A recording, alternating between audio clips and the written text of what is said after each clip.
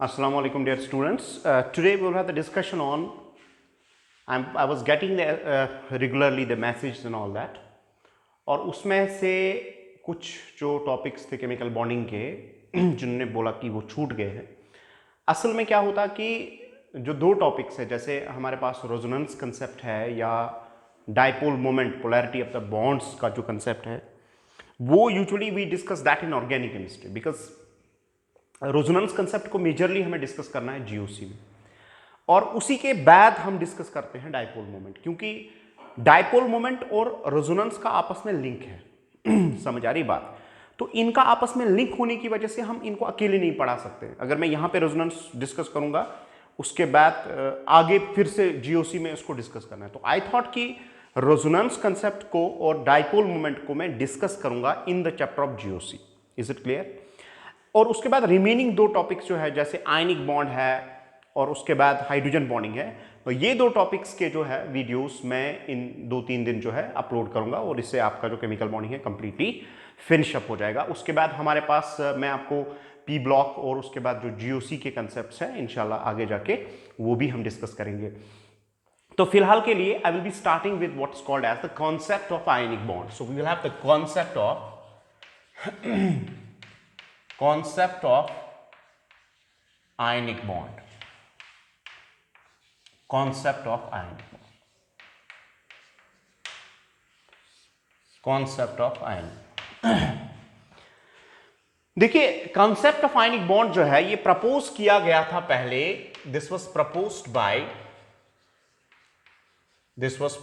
Bye और एक और चीज मैं आपके साथ शेयर करूंगा, वो ये है कि कुछ बच्चे जो है वो बोलते थे कि सर ने लिखाया नहीं। देखिए, असल में लिखाने का मकसद जो है ना, ये जो आपकी टेक्स्ट है ना, जब आप वीडियो को देख रहे होंगे उस टाइम पे आप टेक्स्ट आगे रखिए और उसको खुद जितना पढ़ोगे ना, वो आपके ब्रेन के लिए और अंडरस्टैंडिंग के लिए बेटर होता है। चीजों को समझने की कोशिश कीजिए, और उसी के लिए फिर मैंने आपके जो नोट्स थे वो भी अपलोड किए। ठीक है, उनमें थोड़ा मे बी किसी जगह पे बहुत ज़्यादा इलॉबरेटेड वे में लिखा होगा। ठीक है, तो असल में आपका जो बॉन्डिंग का ऑस्पेक्ट है ना, बेसिक ऑस्पेक्ट, फिर उसके बाद आप कोई भी बुक पढ़िए, लेकिन बेसिक ऑस्पेक्ट जो है वो आपको टेक्स्ट से पूरी तरह से क्लियर होना चाहिए कि असल में होता क्या है, और उसकी बेस लाई करती है एटॉमिक स्ट्रक्चर पे। आपको एटॉमिक स्ट्रक्चर कितना समझ आया है, that is actually the most important fundamental aspect of the chemistry. अगर आपको वो समझ आता है तो आपको हर कोई चीज समझ आएगी। ठीक है, so let's have a discussion on what's called as ionic bond. तो मैंने आपको बोला कि it was proposed by Kossel. दूसरी बात, ये जो बॉन्ड है इट्स बिटवीन मेटल। मोस्टली क्या होता है, इट्स मेटल, एक तरह से मेटल होता है प्लस नॉन मेटल। अब पीरियोडिक टेबल में हमारे पास जब मेटल और नॉन मेटल आपस में नजदीक आते हैं तो उस टाइम पे आपको जो बॉन्ड बनता है that's called as ionic bond, or it's also known as electrovalent bond. This is called as electrovalent bond. This is called as electrovalent bond. Is it clear? तो मेटल और नॉन मेटल यानी extreme जो right वाले होंगे और वहां से जो लेफ्ट वाले होंगे, जैसे नाइट्रोजन फैमिली है, स्पेशली ऊपर वाले मेंबर्स, आपने पीरियोडिसिटी तो पढ़ा होगा। उसके बाद ऑक्सीजन फैमिली है, उसके बाद हैलोजेंस है। तो इनके कॉम्बिनेशन जब भी होगा तो you will get ionic bond, but it's a very very important bond in discussing the different aspects of the molecules. ठीक है, अब तीसरी चीज जो है इसमें वो ये है कि कोसल ने दो चीजें प्रपोज की। एक, इसने बोला कि जो एटम्स का कॉम्बिनेशन होता है, atoms do combine for two reasons. दो रीजंस के लिए एटम्स जो है वो आपस में कंबाइन होते। रीजन नंबर फर्स्ट, अगर आप देखोगे, reason number first, to attain nearest जो नजदीकी होगा, नियरेस्ट नोबल गैस कॉन्फिगरेशन। अब ये देख लीजिए, इन दोनों एक बड़ी थ्योरी थी जो ऑलरेडी मैंने आपके साथ बोला है कि असल में लोगों को लगता था कि नोबल गैसेस स्टेबल है क्योंकि उनका जो आउटरमोस्ट शेल था वो कंप्लीट था। अब होता यह था कि इनको लगता था कि ये बाकी एटम्स जो हैं वो उन्हीं के जैसा बनना चाहते हैं, तो उसके लिए they are doing some activity, वो कुछ ना कुछ एक्टिविटी कर रहे हैं, चाहे वो लॉस कर रहे हैं या गेन कर रहे हैं। उनका सिर्फ फंडामेंटल मकसद ये है कि वो they try to become like nearest noble gas. दूसरा रीजन ये था डिक्रीज इन द एनर्जी, और ये दो चीजें इंपॉर्टेंट थी। इनमें से सबसे इंपॉर्टेंट रीजन ये था कि डिक्रीजिंग एनर्जी के एटम्स, क्योंकि मॉलिक्यूल उन्होंने देखा था कि ये स्टेबल होता था। अब अगर आप एक अनस्टेबल सिस्टम से स्टेबल सिस्टम जा रहे हो तो कंजर्वेशन ये बोलता है कि जब एटम्स आपस में नजदीक आएंगे they have to lose energy, and when the molecule is formed it will be containing lesser amount of energy.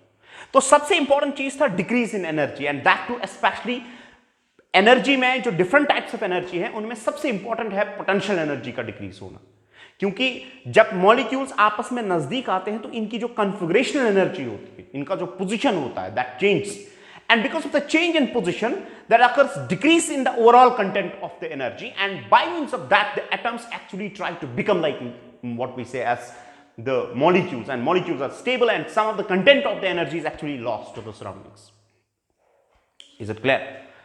तो यहां पे अगर हम देखेंगे ये दो रीजंस हमारे लिए इंपॉर्टेंट है और इन दो रीजंस को हम यूज करेंगे और इसी से एक्सप्लेन करेंगे कि फॉर्मेशन ऑफ आयनिक बॉन्ड कैसा होता है। तो मैंने आपको बोला कि पहला पॉइंट ये है कि फॉर्मेशन ऑफ आयनिक बॉन्ड जो है that occurs between metals and non metals, ये पहला पॉइंट है।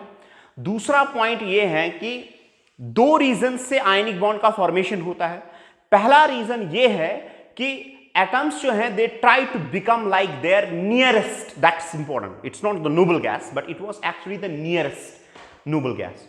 और दूसरी बात ये है कि ऐसा करने के बाद they don't want actually only to lose the electrons. After that they come close with each other, and when they come close with each other there's a decrease of some of the content of the energy, as I have discussed already the approach of the atoms in the chapter of VBT। मैंने आपको बोला है कि atoms जब नजदीक आते हैं तो उस टाइम पे energy decrease कैसे कर जाता है, and that's actually the real cause for the chemical combination, whether it's an ionic bond, whether it's a covalent bond, whether it's a metallic bond, whether it's a quadrupole bond, whether it's a banana bond, whether it's a coordinate bond, whether it's a hydrogen bond. Actually this decrease in energy is the real cause for the chemical combination.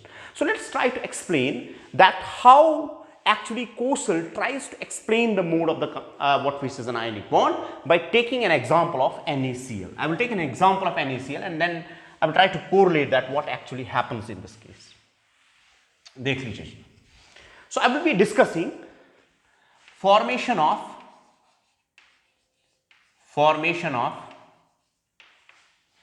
NaCl।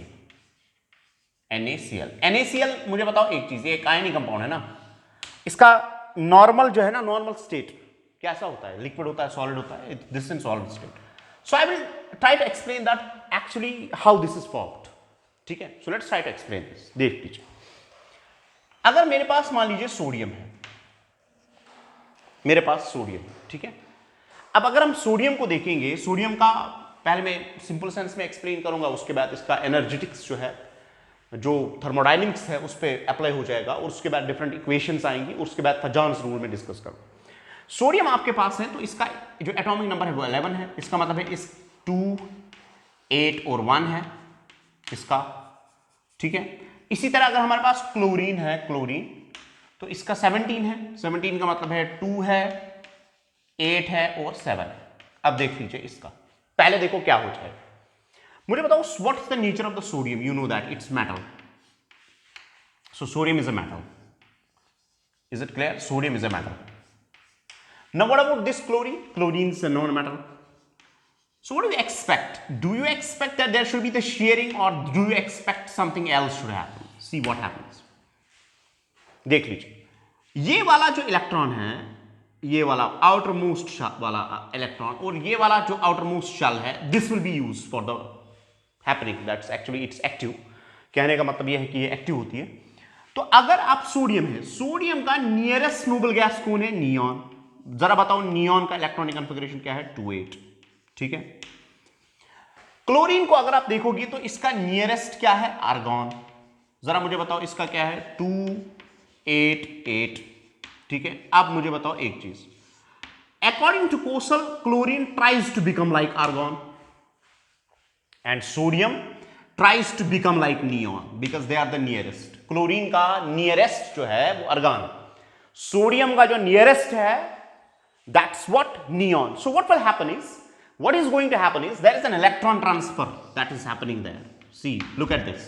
तो इसका मतलब ही है इसको loss करना है, it has to lose electron। और अगर हम इसको देखेंगे तो it will gain electron। ठीक है, तो इसको गेन करना है इलेक्ट्रॉन, और अगर ये लूज इलेक्ट्रॉन करता है तो इसका मतलब है ये Na पॉजिटिव बनेगा, और अगर ये गेन करता है इलेक्ट्रॉन तो इसका मतलब है ये Cl नेगेटिव बनेगा। समझ आई बात? अब ये बन गया लाइक नियरेस्ट नोबल गैस, ये भी बन गया लाइक नियरेस्ट नोबल गैस, लेकिन अब इनका दूसरा मकसद है। पहला मकसद है to become like nearest noble gas, दूसरा मकसद है इलेक्ट्रोस्टैटिक अट्रैक्शन। अब ये आपस में नजदीक आएंगे, now they will have a combination, they will have a combination and this will result in the formation of NaCl। So NaCl में क्या होगा, Na पॉजिटिव होगा और Cl नेगेटिव होगा, and they will have an electrostatic attraction prevailing between the two, and with the result they will be forming as NaCl। ये NaCl चुनाव बना है। अब NaCl जब बनेगा उस वक्त एक कैटाइन एक एनाइन को होल्ड करेगा। जब कैटाइन और एनाइन यानी अपोजिट चार्ज आपस में नजदीक आएंगे तो इलेक्ट्रोस्टैटिक अट्रैक्शन ये बोलती है कि there must be the decrease in energy. So यहां NaCl बनने पे यहां पे एनर्जी जो है that's going to decrease. So अगर एनर्जी डिक्रीज हो जाएगी, पहले एटम्स इन्फिनिटी पे होंगे, फिर आहिस्ता आहिस्ता आहिस्ता आहिस्ता एक पर्टिकुलर डिस्टेंस पे पहुंचेंगे, वहां पे रुकेंगे, and that distance, particular distance where you are finding actually the minimum energy, that actually defines the internuclear distance between the two nuclear, और वहां पे एनर्जी कंटेंट सबसे कम होगा, and that will be actually leading to the formation of NaCl, and this will be in what state, शाबाश, this will come in what state, solid state, and that too a solid state with an order, and when a solid state has an order we say it's a crystalline solid, what we say is it's a crystalline solid।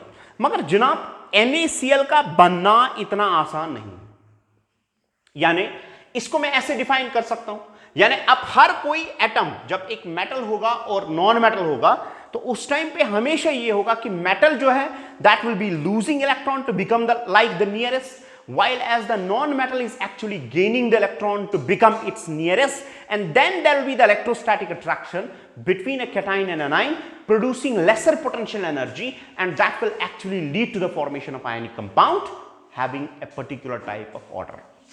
Is it clear? और बात समझ में आई, लेकिन हम इसको detail में मैं आपको इसका डिस्कशन बताऊंगा कि असल में आयनिक बॉन्ड होता कैसे है और इसमें कौन कौन सी चीजें हैं और how we can reach to the rule that's called as the Fajans rule. Is it clear? So let's have a discussion on what's called as in the real sense what's the formation of NaCl। See I will try to define the energetics of the NaCl, how it's formed। देख लीजिए, अगर आपके पास Na solid है, sodium के state में होता है normal 25 degrees पे, सॉलिड स्टेट में होता है। क्लोरीन अगर हम देखेंगे Cl2 होता है गैसेस स्टेट, तो मैं इसको 1/2 कर देता हूं क्योंकि एक ही एटम में हमें चाहिए, तो यहां से बनेगा NaCl, that's in solid state. अब जब सोडियम क्लोरीन के हाफ मोल से जो कंबाइन होता है अंडर द पर्टिकुलर कंडीशंस, और उन्हीं कंडीशंस पे जब NaCl बनता है जिनको हम स्टैंडर्ड कंडीशंस बोलते हैं, तो यहां से डेल्टा H फॉर्मेशन जो है वो नेगेटिव है। तो जब एक मोल NaCl बनेगा from its constituent atoms which are present in the standard state, that's called as enthalpy of formation।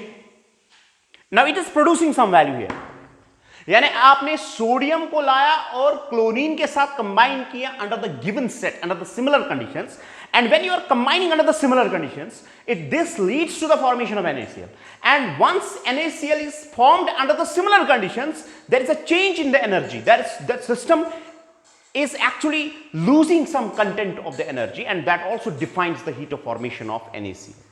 So heat of formation of NaCl या किसी भी ionic compound को कैसे define करेंगे? Enthalpy of the what we say an ionic compound is defined as the energy actually change, the energy change that occurs when an element is formed from its constituents which are present in their standard states. Is it clear? Now I have a direct combination of sodium with chlorine, and that leads to the formation of NaCl. Another way is that there was another man who is called as the Born-Haber. Born-Haber ने एक बोला कि अगर आप मान लीजिए आपने यहां से स्टार्ट किया, आपको ये मिल गया, अब आप डायरेक्टली करो या इनडायरेक्टली करो, पहले एक चीज, फिर दूसरी चीज, फिर तीसरी चीज, फिर चौथी चीज, और अगर आप डायरेक्टली इसको करोगे या इनडायरेक्टली करोगे, energy change should be same because enthalpy is actually a state function. It depends upon the initial point and final point. बीच में आप क्या करते हो, that does not matter. और मैं ये बोलता हूं कि enthalpy obeys conservation of energy. अगर आप उसमें डायरेक्टली दो एटम्स को कंबाइन करोगे या इनडायरेक्टली इनको कंबाइन करोगे, यानी आप पहले एक चीज फिर, but initial and final point should be same. अगर आप वैसे करोगे, energy change should be same. तो मैं क्या करूंगा कि अगर डायरेक्टली कंबाइन होने की वजह से कुछ एनर्जी यहां से रिलीज होती है, अगर मैं आप इनडायरेक्टली इस प्रोसेस को करूंगा, the same amount of energy should be release, and we will try to understand this process in better way. What are the different important aspects of the formation of ionic bond? So I will be explaining the formation of ionic bond by using the cycle called as Born-Haber cycle. So we will try to understand the formation of ionic bond using Born-Haber cycle, which states that if the process is carried directly or indirectly, energy change should be same if the initial point and final point is same. Now look at this. What is an initial point here? Tell me. I am taking sodium in a what state? Solid state. So let's begin. I will do step first.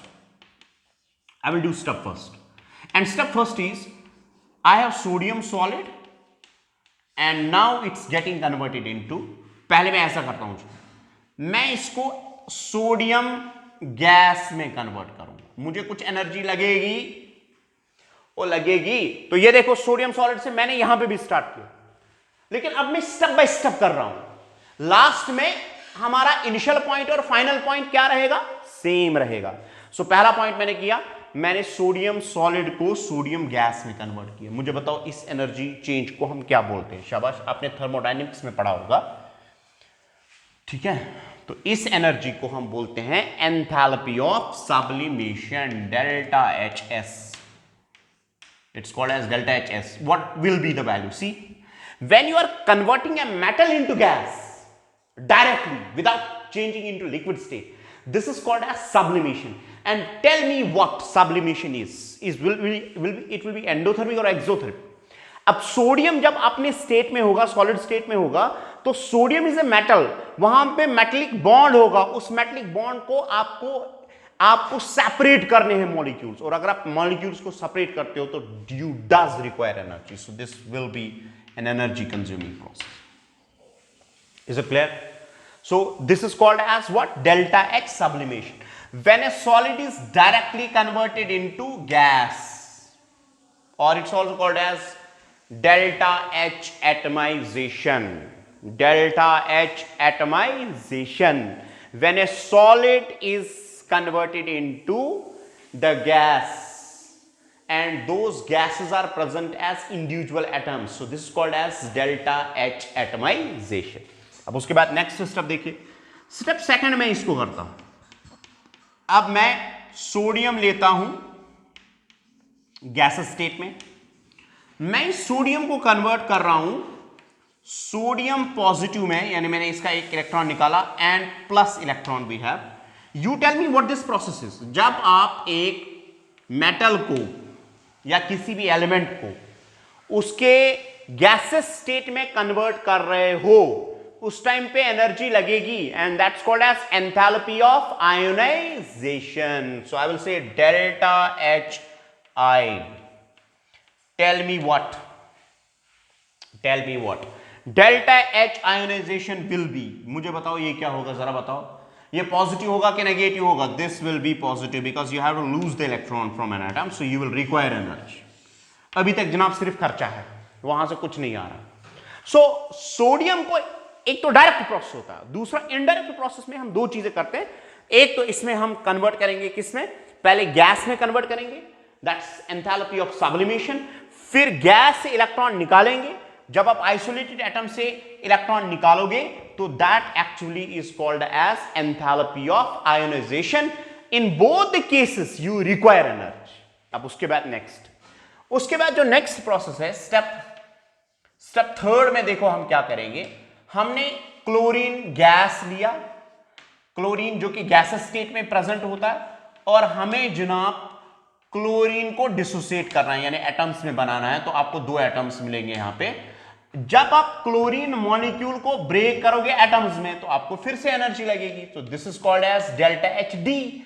मगर मुझे बताओ यहां से कितने atoms आपको मिल रहे हैं? दो, हमें चाहिए एक। तो मैं इस इक्वेशन को यहां से 1/2 कर देता हूं, यहां पे भी 2 से डिवाइड करूंगा, तो यहां से जो वैल्यू होगा दैट विल बी आल्सो 1/2, लेकिन this will be positive. This is called as enthalpy of dissociation. जब आप मॉलिक्यूल को उसके एटम्स में कन्वर्ट करोगे, this defines the enthalpy of dissociation. और बॉन्ड्स को डिसोसिएट करने के लिए यू विल रिक्वायर एनर्जी।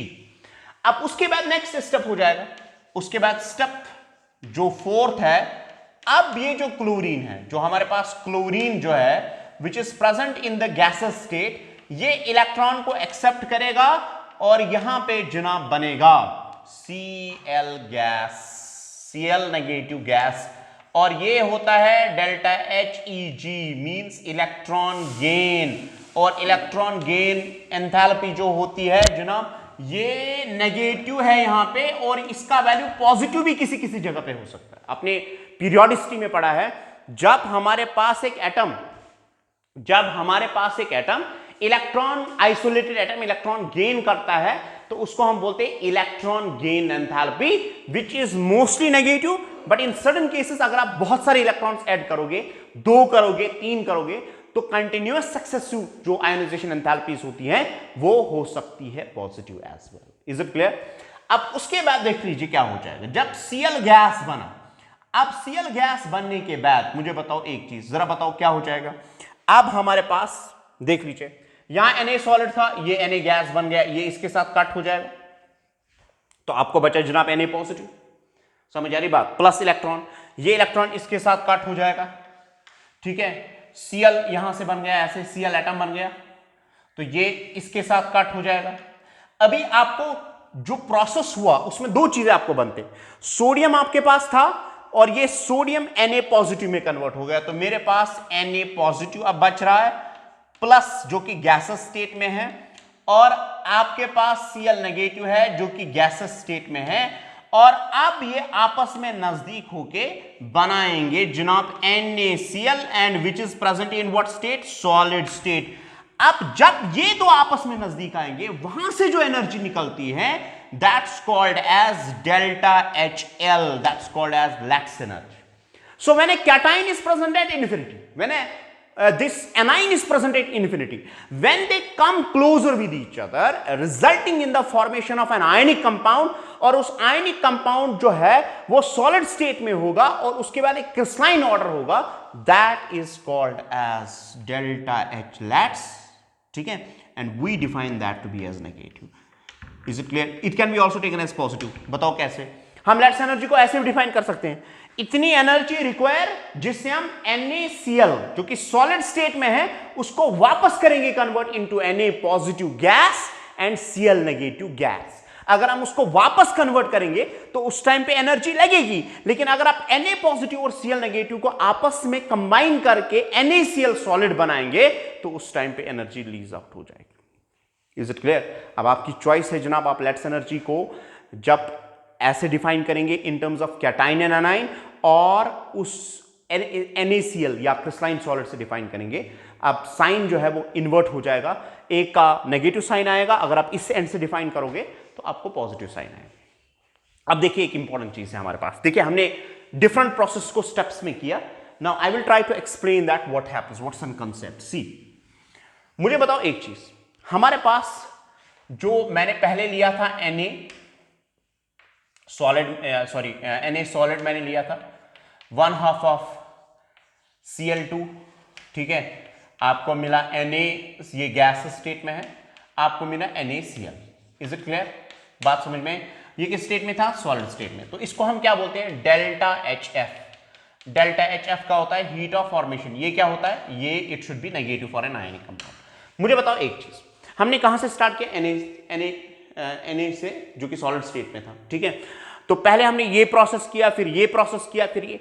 अगर मैं इन सब का सम लूंगा, वो किसके बराबर होगा? इसके बराबर, क्योंकि मैंने अब इनडायरेक्टली किया, स्टेप्स में किया।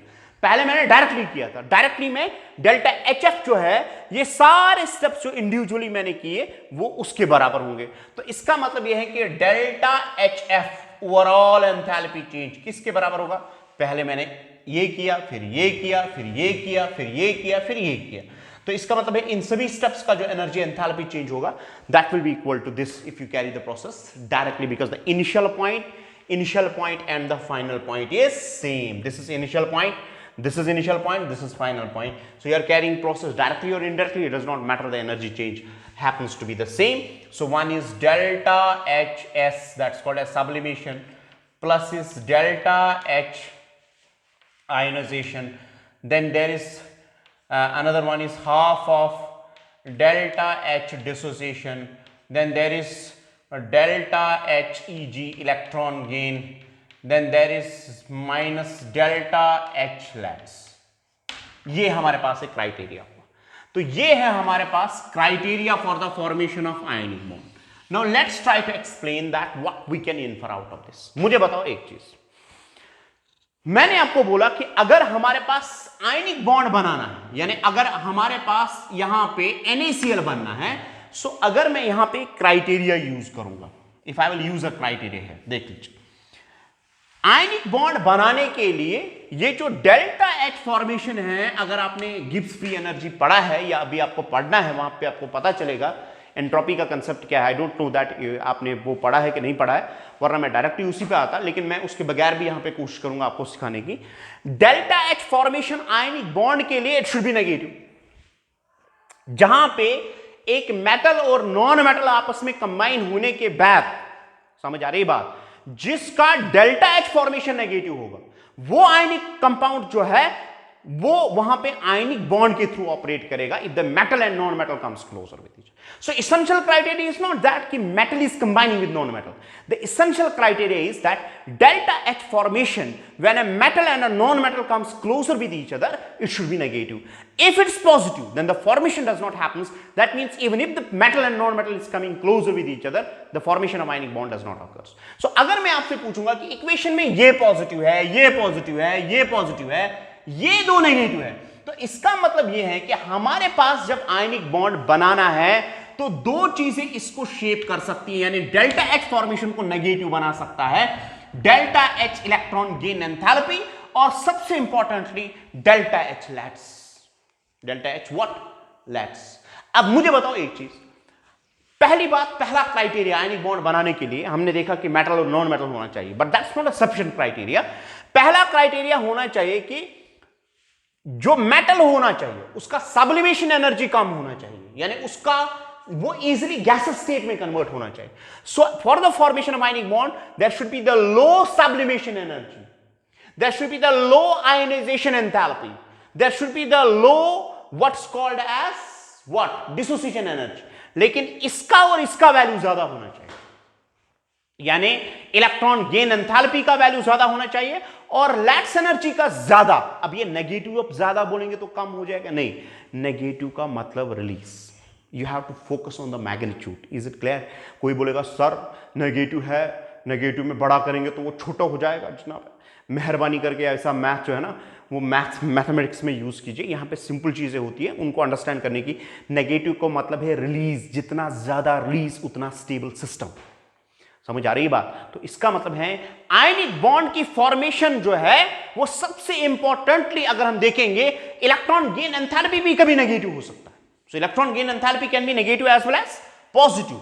लेकिन लैट्स एनर्जी जो है हमारे पास, जो हमारे पास लैट्स एनर्जी है, तो दिस कैन बी पॉजिटिव, ये पॉजिटिव भी हो सकता है या नेगेटिव भी हो सकता है। लेकिन सबसे इंपॉर्टेंट क्राइटेरिया जिससे आयनिक बॉन्ड बनेगा the combining atoms should have high Lats energy, क्योंकि जब Lats energy, जब एनर्जी निकलेगी, उस एनर्जी निकलने की वजह से डेल्टा एच एफ नेगेटिव हो जाएगा, और जब डेल्टा एच एफ नेगेटिव हो जाएगा तब आयनिक बॉन्ड फॉर्मेशन हो सकता है।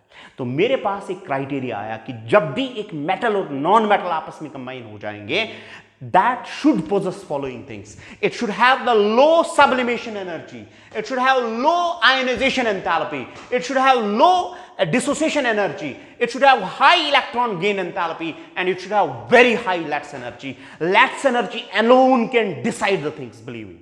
अगर ये सारे एक तरफ से पॉजिटिव हो गए तो अकेले कभी कभार लैट्स एनर्जी, क्योंकि कभी ionisation enthalpy, electron gain enthalpy positive होता है, लेकिन सिर्फ अकेले एक ऐसा क्राइटेरिया जिससे हम आयनिक बॉन्ड फॉर्मेशन को एक्सप्लेन करते हैं, दैट्स अगर एक आयनिक बॉन्ड फॉर्मेशन में जब कैटाइन और एनाइन आपस में कंबाइन हो जाएंगे, अगर लैट्स एनर्जी बहुत ज्यादा रिलीज होती है, that alone can make this system as a negative, and hence delta H formation will be negative.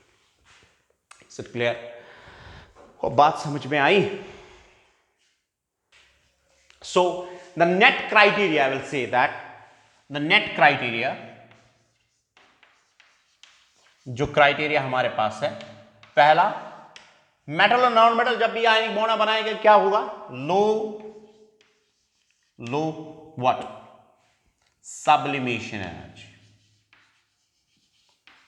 They should have low sublimation energy. Number second criteria is low ionization enthalpy.